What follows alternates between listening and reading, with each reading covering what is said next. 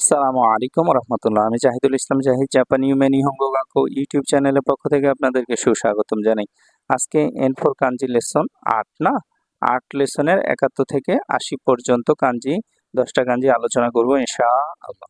দেখুন এখানে প্রত্যেকটা কাঞ্জির অনিয়মি কুনিয়মি সিঙ্গেল কাঞ্জি ডাবল কাঞ্জি সহ আলোচনা করার চেষ্টা করি আমি বরাবরের মতোই আজকে সেটাই করব। 71 নম্বর যে কাঞ্জিটা আছে এটা দিয়ে মূলত হচ্ছে ঋতুর কাঞ্জিকে মেনশন করা হয়, ঠিক আছে। এটা চাইনিজ উচ্চারণ হচ্ছে খি। এখানে দেখুন ইয়নের সাথে যদি খি লাগে তাহলে হয় শিখি। শিখি মানে হচ্ছে 4টি ঋতু। মোটামুটি গুরুত্বপূর্ণ একটা কাঞ্জি এটা, হ্যাঁ। তারপর দেখুন 72 নম্বর যে কাঞ্জিটা এটা খুগিরি। খুগিরি মানে জয়েন্টকে নির্দেশ করে। এটা চাইনিজ উচ্চারণ হচ্ছে শেতসু। শেতসু, ঠিক আছে। এই যে এখানে খি পড়লেন, খি চাইনিজ উচ্চারণ, আর এখানে শেতসু পড়লেন, দুইটা মিলে হয়ে গেল খি শেতসু ঋতু, ঠিক আছে।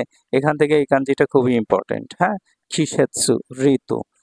তারপর দেখুন 73 নম্বর যে কাঞ্জিটা এটা হলো হারুর কাঞ্জি। ইতিমধ্যেই আপনারা হয়তোবা N5 এ পড়েছেন, না পড়ে থাকলে N5 এর জন্য এটা কাঞ্জি কিন্তু গুরুত্বপূর্ণ। আপনাদের পরবর্তী যারা N5 শিখছে তাদেরকে অবশ্যই পরামর্শ দিবেন যেন এই কাঞ্জিগুলো পড়ে নেয়। সিঙ্গেল কাঞ্জি হিসেবেও পড়ে নেওয়া উচিত সর্বনিম্ন, হ্যাঁ। তো দেখুন হারু, হারু অর্থ হচ্ছে বসন্ত। এটাকে শুন বলা হয়, শুন চাইনিজ উচ্চারণে শুন বলা হয়। এটা লাগবে, হ্যাঁ, মোটামুটি ইম্পর্টেন্ট। এটা যখন সিঙ্গেল থাকবে তখন হবে হারু, হারু বসন্ত। আর এটা দেখুন এটা হচ্ছে আও কাঞ্জি না, আও নীল। তো নীলের কাঞ্জির সাথে আবার এখানে ব্লু, ব্লু মানে নীল, তাই না। নীলের কাঞ্জিকে আবার সেই বলা হয়, সেই। আর হারুর হচ্ছে শুন, সেই শুন। সেই শুন মানে হচ্ছে যুবক বা তারুণ্য, ঠিক আছে। 74 নম্বর যে কাঞ্জি এটা হচ্ছে নাৎসু, গ্রীষ্ম, হ্যাঁ, গরম। এটা চাইনিজ উচ্চারণ হচ্ছে কা। তো দেখুন এটা যখন সিঙ্গেল থাকবে তখন নাৎসুই উচ্চারণ হবে, গ্রীষ্ম, গরম বুঝাবে। আর দেখুন এখানে নাৎসু সাথে ইয়াসুমির কাঞ্জি, নাৎসু ইয়াসুমি মানে গরমের ছুটি। এখানে আবার নাৎসু, এখানে মাতসুরি, নাৎসু মাতসুরি মানে হচ্ছে গ্রীষ্মের অনুষ্ঠান। আবার দেখুন এখানে হলো নাৎসু, আর এই যে আমি এখানে ফুরিগানা করেছি কিন্তু ঠিক বোঝা যাচ্ছে না, বলে দিই এটা ফুকুর কাঞ্জি। এরপরে আপনাদের পড়তে হবে N4 আছে। তো নাৎসু ফুকু গরমের পোশাক, গ্রীষ্মের পোশাক, ঠিক আছে। 75 নম্বর যে কাঞ্জিটা দেখুন গুরুত্বপূর্ণ কাঞ্জি আখি। আখি হচ্ছে শরৎ, আর এটাকে আবার সু বলা হয়, সু। দেখুন এখানে চাইনিজ উচ্চারণগুলো, এটা বসন্তের, হারুর হচ্ছে শুন, নাৎসুর হচ্ছে কা, আখির হচ্ছে সু।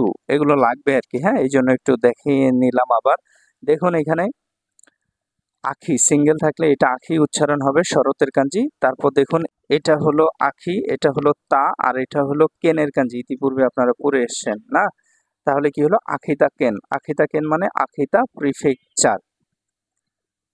76 নম্বর কাঞ্জিটা আলোচনা করবো ইনশাআল্লাহ। 76 নম্বর কাঞ্জি আলোচনা করার পূর্বে আপনাদেরকে একটা গুরুত্বপূর্ণ বিষয় একটু দেখাই, হ্যাঁ, একটু খেয়াল করুন। যারা আমার সাথে N5 এবং N4 কোর্সের জাপানিজ ভাষার ক্লাস করতে চান তারা সরাসরি আমার অফিসে যোগাযোগ করুন। আমার অফিস হচ্ছে জাপানিউমে জাপানিজ ল্যাঙ্গুয়েজ সেন্টার। এটা কুরিল বিশ্ব রোড এর পাশে, কুরিল চৌরাস্তা ফুটওভার ব্রিজের সাথে। আমাদের যে ল্যাঙ্গুয়েজ কোর্সগুলো আছে এই ল্যাঙ্গুয়েজ কোর্সগুলোর বিশেষ যে সুবিধাগুলো থাকছে সেগুলো হচ্ছে N5 এবং N4 খুব আন্তরিকতার সাথে শেখানো হয়ে থাকে।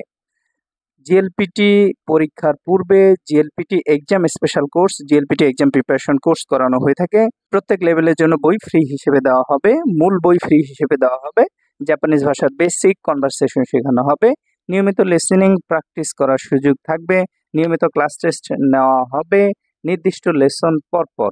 জিএলপিটি এবং নাট এর মতো পর্যাপ্ত পরিমাণ প্রশ্ন চর্চা করার সুযোগ থাকবে, প্র্যাকটিস করার সুযোগ থাকবে। প্রত্যেক কোর্স শেষে জিএলপিটি এবং নাট এর ন্যায় পরীক্ষা নেওয়া হবে।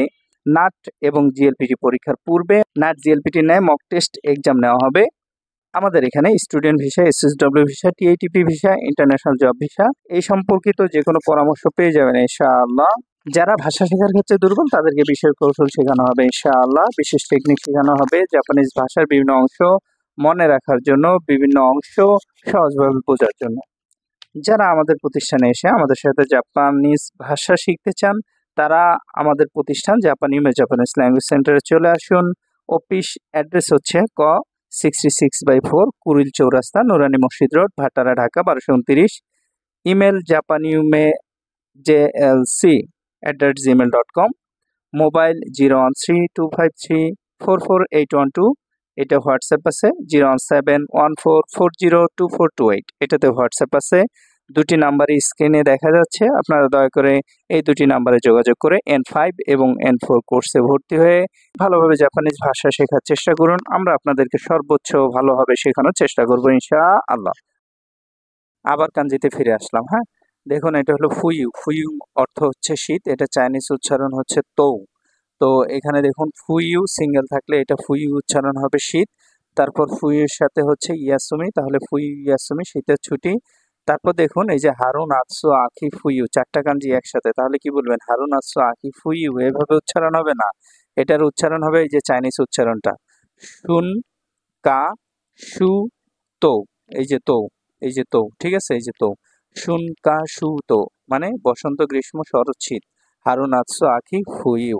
এই ৭৭ নম্বর যে কাঞ্জিটা দেখুন, ৭৭ নম্বর কাঞ্জি এখানে, সেটা হচ্ছে এটা আতসুই। আতসুই মানে গরমের কাঞ্জি। এটাকে আবার এখানে শো বলা হয়, শো। হ্যাঁ, চাইনিজ উচ্চারণ। তো দেখুন এটা সিঙ্গেল কাঞ্জিতে এতটুকু শুধু আতসু সাথে ই, আতসুই পুরা শব্দ হবে। কাঞ্জির উচ্চারণ হবে আতসু, ই বসাইলে এটা অ্যাডজেক্টিভ হবে, আতসুই গরম। তারপর ৭৮ নম্বর কাঞ্জি, এটা হলো সামুই। এখানে ম্যাক্সিমাম গুলো আমি সিঙ্গেল কাঞ্জি আলোচনা করেছি, কারণ ডাবল কাঞ্জি এগুলো N3 তে বেশি প্রয়োজন, এগুলো ডাবল কাঞ্জি। হ্যাঁ, এই তো সামুই, সামুই অর্থ হচ্ছে ঠান্ডা, এটা চাইনিজ উচ্চারণ হচ্ছে কান। তো এখানে দেখুন এই কাঞ্জিটুকুর উচ্চারণ শুধু সামু, সামু সাথে ই লেগে হচ্ছে সামুই, ঠান্ডা। হ্যাঁ, 79 যে কাঞ্জিটা আছে 79, এটা হলো আতাতাকাই। 79 কাঞ্জিটা আতাতাকাই, উষ্ণ, ঠিক আছে। আর এটাকে আবার দান বলা হয়, দান চাইনিজ উচ্চারণে। হ্যাঁ, তো দেখুন এতটুকু কাঞ্জির উচ্চারণ হলো আতাতা, আতাতা, এতটুকু সাথে কাই বসবে। কাই না বসলে কিন্তু এটা পরিপূর্ণ শব্দ হবে না ভাইয়া, এটা খেয়াল রাখতে হবে। শুধু এতটুকু কাঞ্জির উচ্চারণ হচ্ছে আতাতা, সাথে কাই বসে হচ্ছে আতাতাকাই, অর্থাৎ উষ্ণ। তারপর দেখুন এখানে দান পরে আসলাম, দান, তাই না? এই যে দান, দান, আর এখানে বউ হচ্ছে N3 কাঞ্জি, তাহলে পুরোটা মিলে হলো দান বউ। অন্ততপক্ষে আপনারা ভোকাবুলারি গুলো জেনে নেন কাঞ্জি না শিখলেও, তবে সব কাঞ্জিগুলো শেখা উচিত। যত বেশি কাঞ্জি শিখবেন তত আপনার জাপানিজ ভাষায় মজা পাবেন। হ্যাঁ, এই তো দান বউ, দান বউ, দান বউ হচ্ছে হিটিং, ঘর গরম করার যন্ত্র, ঘর গরম করা। ৮০ নম্বর যে কাঞ্জি, এটা দেখুন সুজুশি। সুজুশি মানে হচ্ছে শীতল, না? এটাকে আবার রিও বলা হয়, রিও চাইনিজ উচ্চারণ। তো এতটুকু হলো সুজু, আর এখানে শি অ্যাড হবে, তাহলে কি হলো? সুজু শি।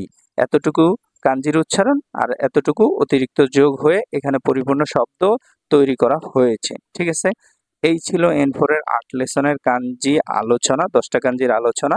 আপনারা যারা আমার সাথে N5 এবং N4 জাপানিজ ভাষা পড়াশোনা করতে চান, তারা আমার জাপান ইউমে জাপানিজ ল্যাঙ্গুয়েজ সেন্টারে যোগাযোগ করুন, ভর্তি হন, N5 এবং N4 ক্লাস করার সুযোগ গ্রহণ করুন। হাই মিনাসান, মিতে কুরিতে আরিগাতো গোজাইমাসু, কোকোরো কারা আরিগাতো গোজাইমাসু। আসসালামু আলাইকুম ওয়া রাহমাতুল্লাহ।